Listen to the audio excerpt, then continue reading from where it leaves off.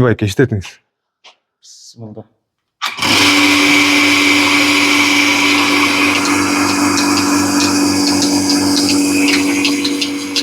Достор, могул уйсаган аппарат кайсы ток менен иштеп атат? Азыр сиздерге көрсөтүп берейин да. Мынакей мурда деген генераторлор менен иштечү. Азыр болсо бул күн электростанциясы менен иштеп атат да. Мына ушул иштеп атат уйсаган аппаратты. Муну орнотуп бүттүк.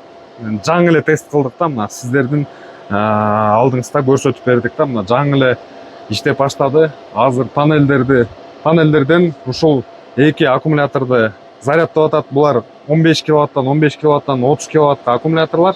Анан мына 6 киловатт менен ушуларды зарядтап атат. Ошол эле мезгилде уйсаган аппаратты иштетти да.